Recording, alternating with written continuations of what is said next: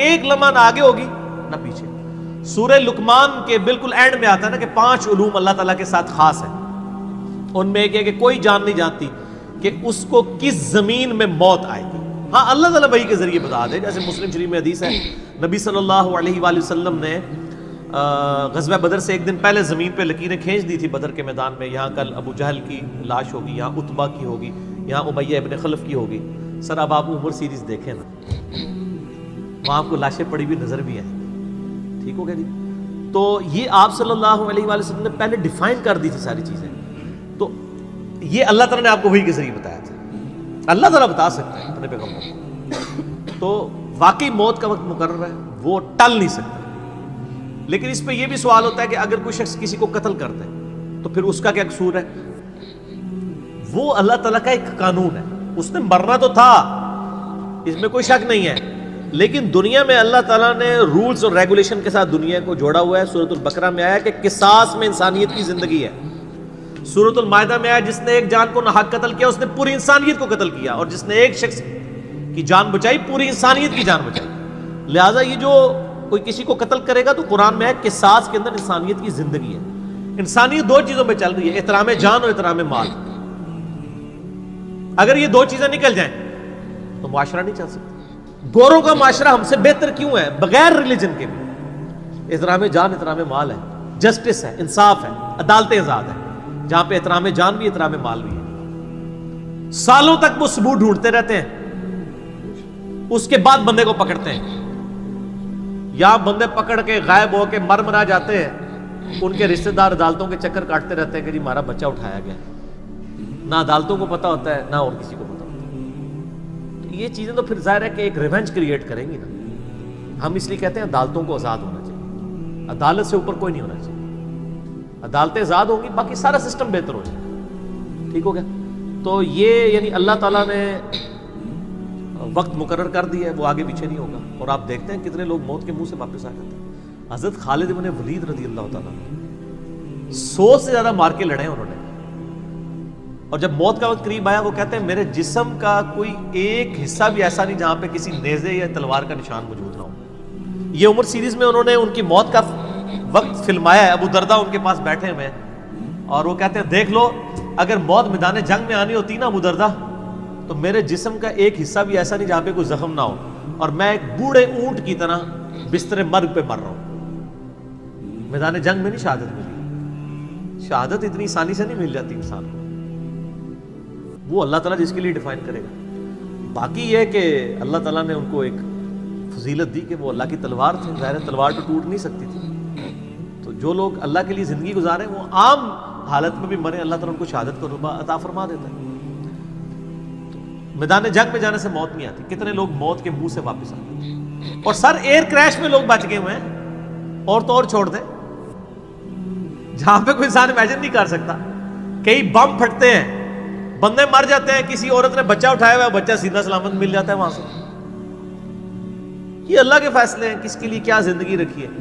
وہ اسی لیے کہا جاتا ہے نا کہ مارنے والے سے جو بچانے والا جو ہے نا وہ بڑا ہے. یعنی وہ ویسے تو مارنے والا بھی اللہ ہی ہوتا ہے, لیکن وہ اس حوالے سے کہا جاتا ہے کہ دنیا میں اگر کوئی سمجھتا ہے نا کسی شخص کو مار سکتا ہے تو, اور اگر اللہ نے اس کی موت نہیں لکھی ہوئی تو نہیں ہے. موت انسان کی زندگی کی حفاظت کرتی ہے. سر میری سب سے بڑی محافظ میری موت ہے.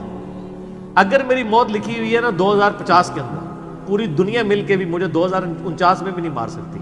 آج 2018 میں تو تصور بھی نہیں. اور اگر میری زندگی لکھی ہوئی ہے 2018 میں ختم ہونی, چاہے وہ ایئر کریش کے اندر ہو, چاہے وہ ہارٹ فیٹ کے ذریعے ہو, چاہے وہ گردوں کے فیلئر کے ذریعے ہو, چاہے برین ہیمریج کے ذریعے ہو, کسی بھی ذریعے سے ہو, تو کوئی اسے بڑھا نہیں سکتا. دیکھ لینا آپ پچھلے دنوں کتنا بڑا ایک واقعہ ہوا ہے. یعنی ہمارے پاکستان میں 3 ٹائمز جو پرائم منسٹر رہے ہیں نواز شریف صاحب, ان کی بیوی 1 سال سے زیادہ وینٹیلیٹر کے اوپر رہی ہے. ان کے پاس پیسے کی کوئی کمی تھی, علاج کرانے کا کوئی ایشو تھا, سب کچھ کروایا, بچا سکے نہیں. غریب آدمی تو کہتا ہے پیسے ہوتے تھے شاید بچ ہی جاتا. سر جن کے پاس پیسے ہیں وہ بچا کے بتا دیں. موت کا وقت لکھا ہوا ہے سر, کوئی نہیں ٹال سکتا. صرف پیغمبر کے بارے میں بخاری مسلم میں آتا ہے, عائشہ کہتی ہیں کہ نبی صلی اللہ علیہ وآلہ وسلم فرمایا تھا کہ اللہ تعالیٰ انسان جو پیغمبر ہوتا ہے نا اس کے اوپر یہ آپشن رکھتا ہے کہ وہ چاہے تو ہمیشہ کے لیے زندہ رہے، چاہے اسے موت آ جائے. پیغمبر کے علاوہ کسی اور کے لیے یہ فضیلت نہیں ہے. اور کہتی ہیں کہ بخاری مسلم دونوں میں نے وفات النبی پہ مسئلہ 163 بھی ریکارڈ کروایا، اس میں نے بتایا تھا کہ اما عائشہ کہتی ہیں نبی صلی اللہ علیہ وآلہ وسلم اپنے موت کے وقت بار بار اوپر سر مبارک یعنی اٹھاتے تھے اور کہتے تھے اللہم الرفیق الاعلیٰ.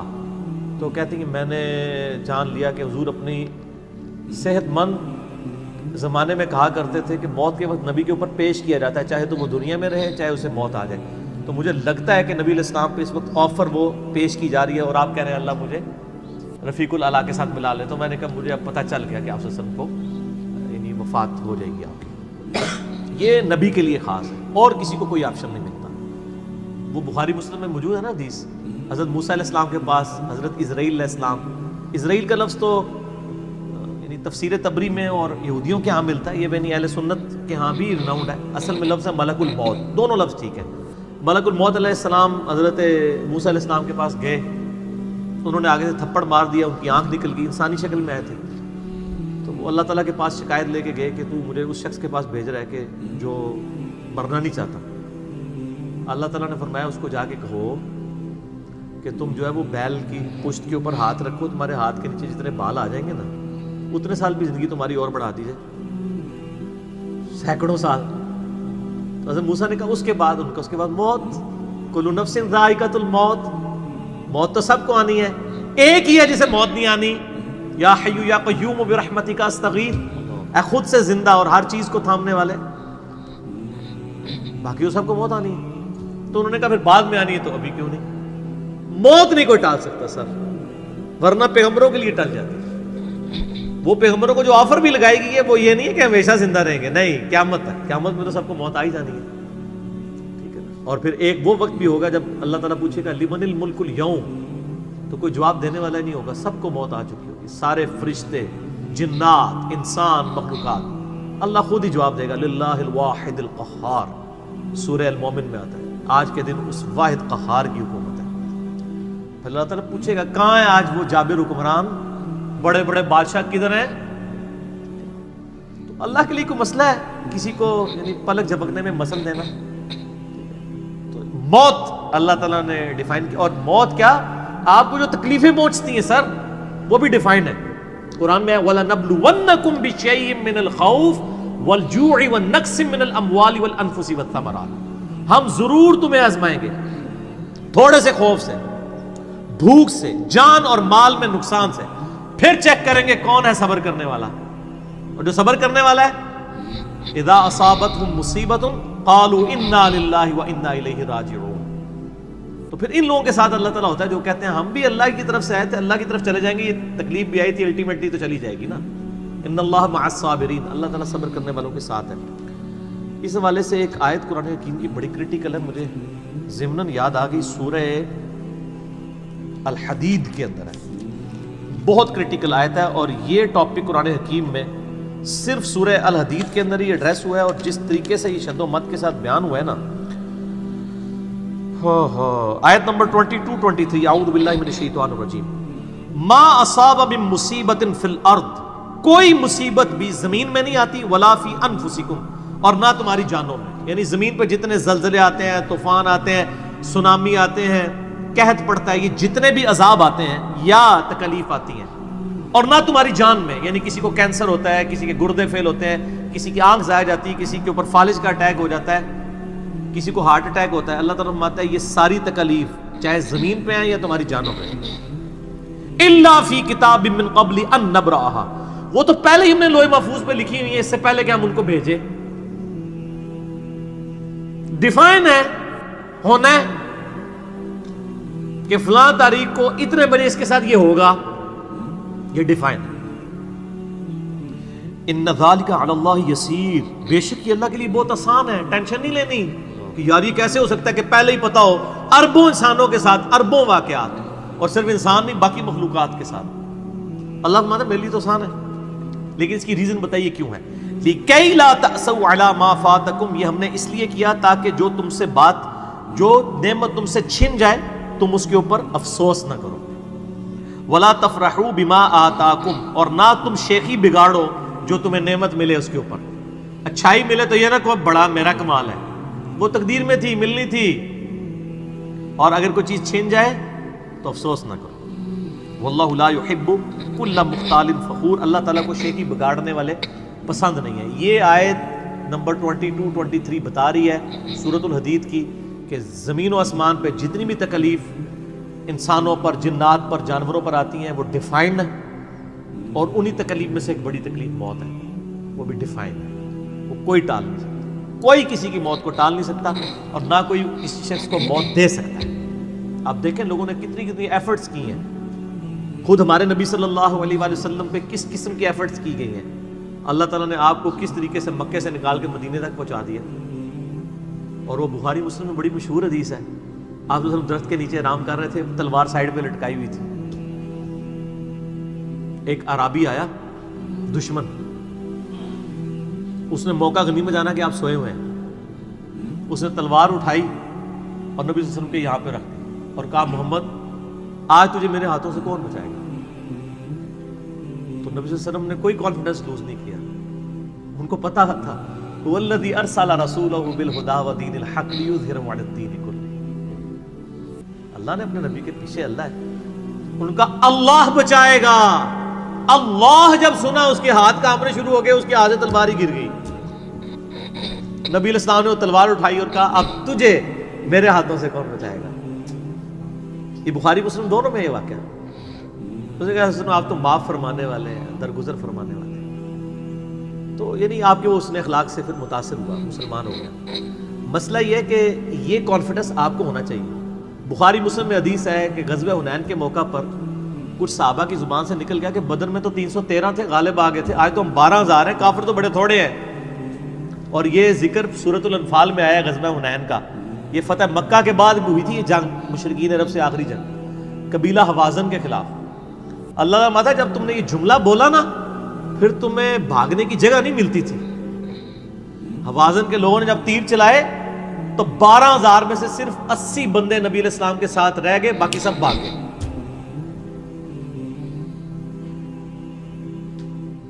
اور صحابہ کہتے ہیں، بخاری مسلم کے الفاظ ہیں، میں نے حضور کی معجزات والا جو لیکچر دیا ہے مسئلہ 131 ABCD اس میں بتایا کہ نبی علیہ السلام اکیلے آگے جا رہے ہیں. انا النبی لا کذب انا ابن عبد المطلب، میں نبی ہوں اس میں کوئی شک نہیں ہے، اور میں عبد المطلب کا بیٹا ہوں. یہ رڈز پڑھتے ہوئے آپ صلی اللہ علیہ وسلم اکیلے آگے جا رہے ہیں، اور آپ صلی اللہ علیہ وسلم نے زمین سے یوں مٹھی بھری کنکریوں کی اور یوں کافروں کی طرف، اور فرمایا چہرے مسخ ہو جائیں، آنکھیں اندھی ہو جائیں، اور سب کی ہو گئی، مسلمانوں کو فتح ہو گئی. اور اسی کا ذکر ہے وما رمیت اذ رمیت ولکن اللہ رمی. نبی جو آپ نے کنکریاں پھینکی تھی وہ آپ نے نہیں پھینکی تھی، وہ اللہ نے پھینکی تھی. یعنی اللہ کا پیچھے ڈیوائن ڈیسیژن تھا. تو کافروں کے خلاف فتح ہو گئی مسلمان. یعنی نبی علیہ السلام کا کانفیڈنس لیول یہ تھا کہ اکیلے جا رہے ہیں، یہ نہیں دیکھ رہے کہ ہزاروں لوگ میرا ساتھ چھوڑ گئے ہیں، اکیلے فرنٹ سے لیڈ کر رہے ہیں. تو جن لوگوں کو یعنی اللہ پر یقین ہوتا ہے نا ان کی یہی حالت ہوتی ہے، اور یہی صحابہ کرام کا یعنی یقین کامل تھا. اس لیے آپ دیکھیں نا، آپ عمر سیریز میں دیکھیں گے حضرت خالد بن ولید جنگ یمامہ میں جب مسلمانوں کو شکست ہونے لگتی ہے اکیلے آگے جاتے ہیں. جنگ یرموک میں بھی ایسے ہی کرتے ہیں. تو جن کو اعتماد ہوتا ہے نا وہ پھر فرنٹ سے لیڈ کرتے ہیں کہ موت ٹال نہیں سکتی. موت کیا تکلیف بھی جو آپ کو پہنچنی ہے، اور سر اسی کے ساتھ آپ زندگی گزار سکتے ہیں، اس کے بغیر آپ زندگی نہیں گزار سکتے، کڑ کڑ کے مر جائیں گے. آپ کس چیز کو کیٹر فار کر سکتے ہیں؟ ہم یقین کریں صبح اسکول بچوں کو بھیجتے ہیں تو دعائیں پڑھتے رہتے ہیں. کیا ہو سکتا ہے؟ ایکسیڈنٹ ہو سکتا ہے، وہاں پہ بچہ جھولے سے گر سکتا ہے، کسی کی ہڈی ٹوٹ سکتی ہے، کان پٹی پہ لگ جائے ڈیتھ ہو سکتی ہے. یار اتنی چیزوں کو کون کاؤنٹر فار کر سکتا ہے؟ اللہ. تو اللہ پہ توکل کریں، اور جب تکلیف آ جائے انا للہ و انا الیہ راجعون. صحیح مسلم میں حدیث ہے، نبی صلی اللہ علیہ وآلہ وسلم نے فرمایا جو شخص تکلیف کے وقت فوراً پڑھ لے انا للہ و انا الیہ راجعون اللہم اجرنی فی مصیبتی واخلف لی خیرا منہا، اللہ تعالیٰ اس کو اس کا بہتر نعم البدل عطا فرما دے گا. میرے یوٹیوب پہ کلپ بھی ہے اس دعا کے اوپر، مصیبت اور پریشانی کے حوالے سے یعنی بہتری کے لیے دعا، یہ کر کے لکھیں تو آپ کو کھل جائے گا. یہ آپ کو مشکات میں کتاب الجنائز چیپٹر میں پہلی جلد میں دعا مل جائے گی صحیح مسلم کے حوالے سے۔ ام سلمہ کہتی ہیں کہ جب میرا خامن فوت ہوا تو میں نے یہ فوراً دعا پڑھ لی، انا للہ و انا الیہ راجعون، ہم بھی اللہ کی طرف سے ہیں، اس کی طرف لوٹ کے جانے والے ہیں۔ اللہم اجرنی فی مصیبتی، اے اللہ مجھے اس مصیبت میں بہتر اجر عطا فرما، واخلف لی خیرا منہا، اور مجھے اس سے بہتر بدلہ عطا فرما دے۔ کہتی میں دل میں سوچ رہی تھی کہ اس سے بہتر مجھے خامد کیسے مل سکتا ہے؟ ابو سلمہ سے بہتر تو انسان حضور کے صحابہ میں بھی کوئی نہیں ہے۔ عدت گزاری تو نبی علیہ السلام نے رشتے کا پیغام بھیج دیا، ام المومنین بن گئی، اور ہماری وہ ماں ہے جو سب سے آخر میں فوت ہوئی ہیں، واقعہ کربلا کے بھی بعد فوت ہوئی ہیں ام سلمہ، واقعہ کربلا ان کی زندگی میں ہوا ہے، ام سلمہ رضی اللہ تعالی عنہا۔ تو یہ دعا یاد کریں، انا للہ و انا الیہ راجعون، اتنا حصہ تو قرآن میں ہے، باقی صحیح مسلم میں اللہم اجرنی، اللہم اجرنی، یہ جھٹکے سے پڑھنا ہے، اللہم اجرنی فی مصیبتی واخلف لی خیرا منہا۔ تو باقی ہم تو دعائیں کر سکتے ہیں، باقی صبح شام کے اذکار ہیں، اللہ کی طرف رجوع لائیں، وہ اتنی چیزوں کی حفاظت کرنے والا ہے۔ باقی سب سے بڑی تو حفاظت یہ ہے جو سورہ غافر میں، سورہ المومن میں آیا کہ اصل میں کامیاب وہ ہوا جو دوزخ کی آگ سے بچا لیا گیا۔ سر دنیا میں آپ کو کوئی کتنا عذاب دے لے گا، الٹیمیٹلی تو موت آ کے آپ کو آزاد کر دے گی۔ جب فرعون کے دربار میں وہ جو جادوگروں نے کلمہ پڑھ لیا تھا تو اس نے کہا تم نے میری اجازت کے بغیر پڑھ لیا، میں تمہیں تمہارے مخالف سمت کے ہاتھ پاؤں کٹوا کے تمہیں سولی پہ چڑھا دوں گا۔ تو انہوں نے کیا کہا تھا؟ انہوں نے کہا تو جو کچھ دے گا دنیا کی زندگی میں عذاب دے سکتا ہے نا، کوئی شخص کسی کے مرنے کے بعد تو اسے عذاب نہیں دے سکتا نا، وہ لاش تو وہ لاش ہی پڑی ہے نا، اصل چیز تو روح تھی نا، تو تیرا اختیار تو دنیا کی زندگی تک ہے۔ تو یہ کانفیڈنس لیول ہونا چاہیے کہ کوئی کسی شخص کو کتنی تکلیف دے لے گا، موت تو پھر بہرحال تکلیف سے آزادی کا ذریعہ بن جائے گی، اگر پھر اللہ کی مرضی کی زندگی گزاری ہے تو آزادی کا ذریعہ ہے، ورنہ اب تو کہتے ہیں کہ مر جائیں گے، مر کے بھی نہ چین پائے تو کدھر جائیں گے؟ تو سر یہ لوگ تو کہہ دیتے ہیں نا مر گئی تو جان چھٹی، نہ، مرنے تو بعد جان پھڑی گئی، چھٹی اس کی جس نے دنیا اللہ کی مرضی کی گزاری، جس نے دنیا اپنی مرضی کی گزاری تو اس کی جان تو پھر مرنے کے بعد اور پھنس گئی۔ ٹھیک ہو گیا جی؟ تو موت کا وقت مقرر ہے، کوئی نہیں ٹال سکتا۔ ٹھیک ہو،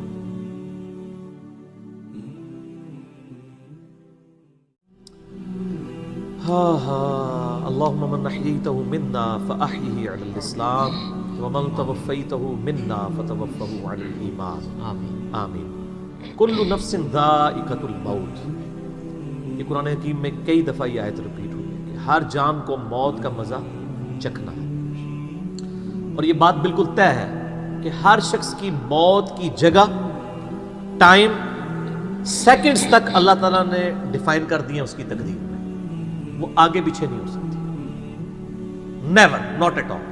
اور یہ جو بخاری مسلم میں آیا نا کہ جو شخص چاہتا ہے کہ اس کی عمر دراز کر دی جائے، اس کے رزق میں فراوانی ہو، وہ اپنے رشتہ داروں کے ساتھ حسن سلوک کرے، تو یہ بھی تقدیر میں لکھا ہوا ہوگا کہ اس کی عمر ہے 60 سال، لیکن یہ اپنے رشتہ داروں کے ساتھ حسن سلوک کرے گا، اللہ تعالیٰ اس کی عمر 70 سال کر دے گا، وہ بھی لکھا ہوگا، وہ 70 ہی ڈیفائن ہوئی ہے، وہ 60 کا 70 بننے کے بعد جو 70 ہے وہ اللہ تعالیٰ نے لکھا ہوا ہے۔ ٹھیک ہو گیا جی؟ تو یہ اللہ تعالیٰ کے یعنی فیصلے ہیں، قرآن حکیم بالکل واضح ہے۔ سورہ آل عمران میں آتا ہے کہ جب غزوہ احد کے موقع کے اوپر منافقین نے کہا نا کہ ہم نے اپنے بھائیوں کو منع کیا تھا کہ احد کے میدان میں نہ جاؤ ورنہ قتل ہو جاؤ گے، تو اللہ تعالیٰ نے فرمایا اگر ان کی موت کا وقت آ چکا ہوتا یہ خود کھینچے چلے جاتے اپنی مقتل گاہوں کی طرف، یہ اپنے آپ کو روک بھی نہ پاتے۔ پھر سورہ نساء میں آیا کہ تم اپنے آپ کو مضبوط قلعوں میں بھی بند کر لو نا، موت تمہیں وہاں پہ بھی آ کے جائے گی، وہ موت کو آپ ٹال نہیں سکتے۔